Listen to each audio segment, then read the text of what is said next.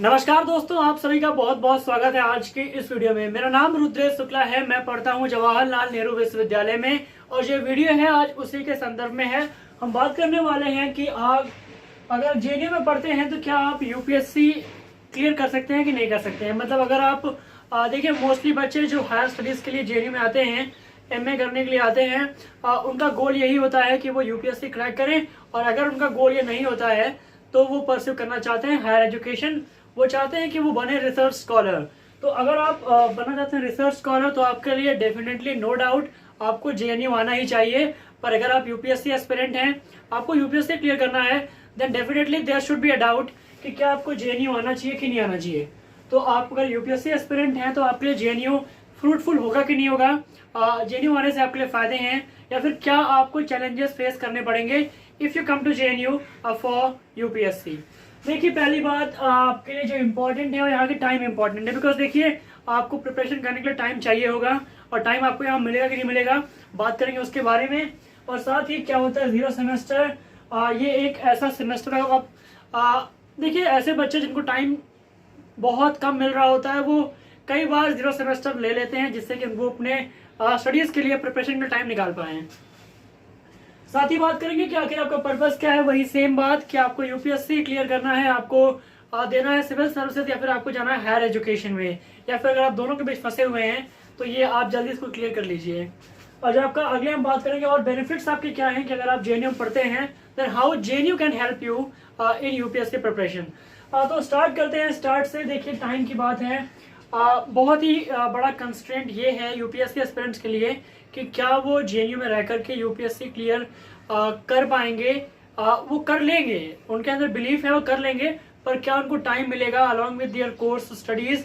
Suppose करिए कि आपका जो क्लास की टाइमिंग है वो जो मोस्टली यहाँ जेएनयू में रहती है वो सुबह ब्रेकफास्ट, यानी कि लगभग ब्रेकफास्ट स्टार्ट होता है 8 से ब्रेकफास्ट जो है वो है 8 से 9:30 तक। तो आपकी जो क्लासेज है 9 से स्टार्ट होती हैं and it goes up to 120। जी हाँ, लगातार आपकी 9 से 10 से 11 क्लास होती है, 11 से 11:20 तक ब्रेक होता है, फिर 11:20 से आपकी 1:20 तक 2 क्लासेस चलती हैं। और लंच के बाद यानी कि 1:20 के बाद आपकी कोई भी क्लास नहीं चलती है मोस्टली कोर्सेज में, अनटिल और अनलेस आपका कोई जो टीचर है वो एक्स्ट्रा क्लास बुला ले। और आज देखिए, आपकी जो क्लासेस हैं वो डिफरेंट कोर्सेज में वेरी करती हैं। जैसे मेरा जियोग्राफी है, मैं एमए कर रहा हूँ जियोग्राफी से, तो उसमें हमारी जो क्लासेस हैं वो वीक में 5 डेज चलती हैं और 5 डेज ही मैक्सिमम है वीक में क्लास चलने का। आपके लिए सैटरडे संडे ऑफ ही रहेगा। अब और तो प्रॉब्लम इज, अगर आपको यूपीएससी क्रैक करना है तो आपको और टाइम चाहिए and there are some courses in which you can get even more time because some courses like sociology or history, mainly in history CHS, I have met my friend and he said that only 3 days are there where his classes run. So जब आपकी classes हफ्ते में सिर्फ 3 दिन चलेंगी तो आपके पास 4 दिन खाली रह गए। और उन 3 दिन में अगर आप कोई क्लास मिस करते हैं एज पर इम्पोर्टेंस, आप किसको वो वेटेज देते हैं, यूपीएससी की प्रिपरेशन को या उन क्लासेस को, या फिर अगर वो आपके लिए कंसाइड कर रहे हैं, आपको हेल्प करेंगी वो क्लासेस यूपीएससी में, तो आप डेफिनेटली वो क्लासेस भी कर सकते हैं। So the main purpose is कि आप वैसा कोर्स लें जिसमें आपको टाइम ज़्यादा मिले। तो अगर हम बात करें कोर्सेज लाइक, आप देखिए ये बात हो गई टाइम की कि आपको जिसमें टाइम ज़्यादा मिले, मतलब जिसकी क्लासेस कम चलें। क्योंकि देखिए, यहाँ पर अगर आप ये सोचेंगे कि आप क्लास छोड़ के कर लेंगे तो ऐसा नहीं है। यहाँ पर जो टीचर हैं they are very much clever, वो चाहते हैं कि बच्चे इंगेज रहें, क्योंकि रिसर्च तभी कर पाएंगे। यहाँ की रैंकिंग इसलिए इतनी ऊपर है because teachers and students are coordinating in a research work. और एमए में जैसे जियोग्राफी है तो जियोग्राफी यहाँ पर देखिए जो मोस्टली पॉपुलर कोर्सेज है ह्यूमैनिटीज़ के, उनमें बीए यहाँ पर नहीं है, मास्टर्स से ही स्टार्ट होता है। यहाँ पर जो बीए है वो मोस्टली लैंग्वेज कोर्सेज में है। तो अगर आप लैंग्वेज कोर्स में एडमिशन लेने वाले हैं इस बार सीयूईटी के थ्रू, आपको बता दूं आपके लिए बहुत अच्छा रहेगा। यहाँ पर आपका बी और एमए इंटीग्रेटेड है और आपको टाइम बहुत मिल जाएगा, लैंग्वेज में टाइम आपको बिल्कुल मिल जाएगा। पर अगर आप एमए करने के लिए political science, geography, history, sociology इन कोर्सेज में आते हैं तो आपको डेफिनेटली देखना चाहिए कि आपके लिए कौन सा कोर्स सही रहेगा। आपको यूपीएससी क्लियर करना है तो आप पॉलिटिकल साइंस ना लेकर के पीआईएसएम या आईआरएम लीजिए, उनमें आपके लिए बहुत ही कम बर्डन रहेगा। बल्कि पीआईएसएम के लिए अगर आपको जाना है हायर स्टडीज़ के लिए, पीएचडी करने के लिए, तो मैं आपको कहूँगा कि आप पॉलिटिकल साइंस चुनें। बट देखिए जो कोर्स लाइक जियोग्राफी है इसमें आपको बहुत बर्डन रहेगा। आपके यहाँ पर जो क्लासेस हैं ऑलमोस्ट 5 डेज चलती हैं, हिस्ट्री में आपके 3 दिन चलती हैं, और इवन क्लासेस भी उनकी सिर्फ 12 क्लासेस हैं वीक में, हमारी 18 क्लासेस हैं। और देखिए 0 सेमेस्टर ये एक चीज़ है, जब भी मेरा एक दोस्त है उसने 0 सेमेस्टर लिया है, मतलब वो लेने वाला है 0 semester for the second semester of मतलब जो भी सेशन हमारा स्टार्ट हुआ है 1 जनवरी से, जिसकी क्लासेस स्टार्ट हुई हैं 15 जनवरी से, उसके लिए वो लेने वाला है 0 सेमेस्टर। यानी कि इस 6 महीने वो जेएनयू का स्टूडेंट है, वो हॉस्टल में रहेगा, वो मेस में खाना खाएगा, वो कैंपस में रहेगा, बट फिर भी वो क्लास जाए या ना जाए उसकी मर्जी है, क्योंकि ये सेमेस्टर में वो एग्ज़ाम नहीं देगा, इसमें उसका इवेल्युएशन नहीं होने वाला है। तो इसके लिए कोई एक अच्छा बेसिस चाहिए होता है जिससे कि आप 0 सेमेस्टर ले लें। हाँ, बस वही है कि आपको ये सेमेस्टर बाद में पढ़ना पड़ेगा, और इसका क्राइटेरिया मैं आपको और डिटेल में बता दूंगा। पर हाँ, ये है कि आप उस 6 महीने के लिए अपनी यूपीएससी की प्रिपरेशन कर सकते हैं, आपको क्लास नहीं जाना पड़ेगा, एग्ज़ाम नहीं देना पड़ेगा। तो मेरा एक दोस्त है, उसने लिया है 0 सेमेस्टर, क्योंकि उसकी कोचिंग वगैरह वाजीराव में कंप्लीट हो चुकी है।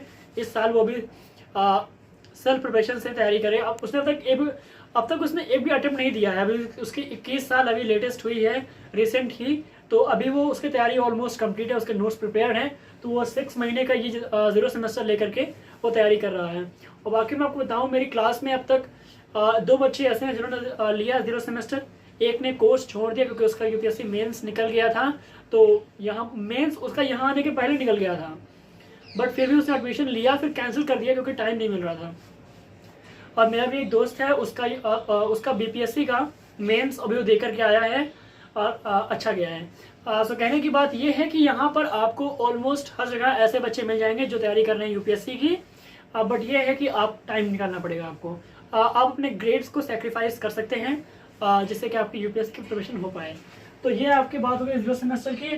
और पर्पस बहुत इंपॉर्टेंट है, क्योंकि कई बच्चे जो आ जाते हैं जेएनयू उसके बाद वो छोड़ देते हैं, बिकॉज उनको पता नहीं है कि उन्होंने, क्योंकि उन्होंने करना क्या, उन्होंने रिसर्च करना है कि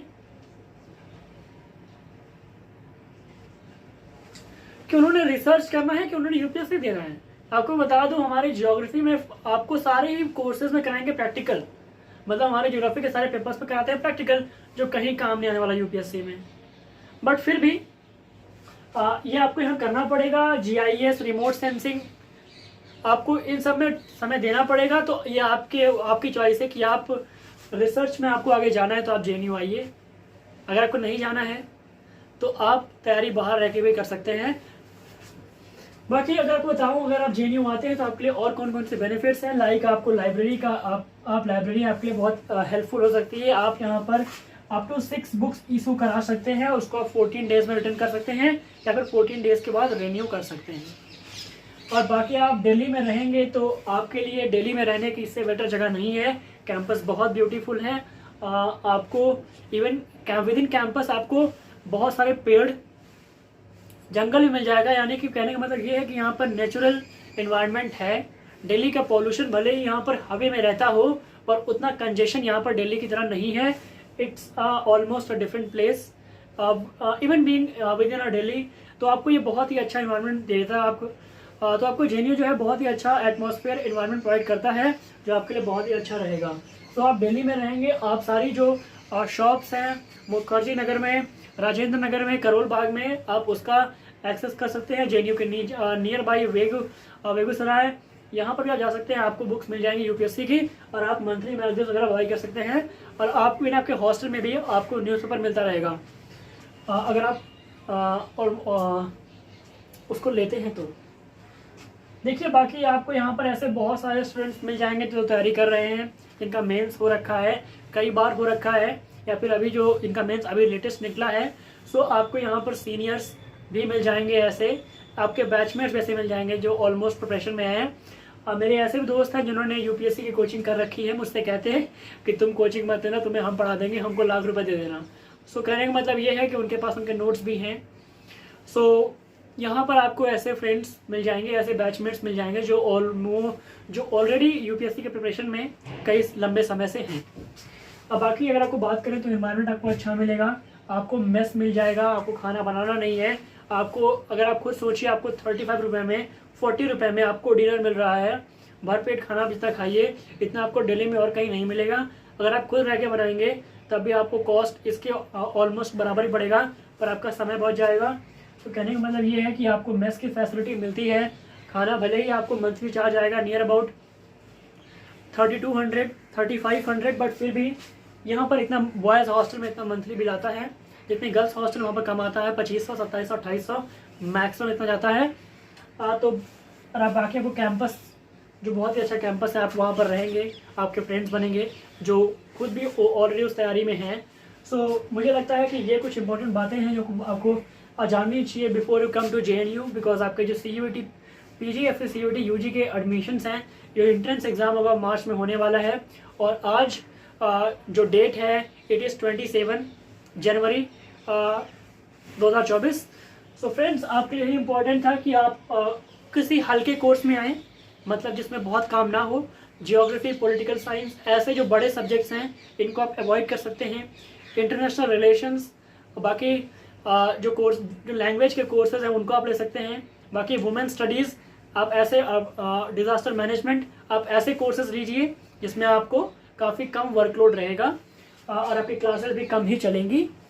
और बहुत ही अच्छी बात यह है कि आपको यहाँ पर कैंपस में बहुत सारी फैसिलिटीज़ मिलेंगी जिसका आप एक्सेस कर सकते हैं।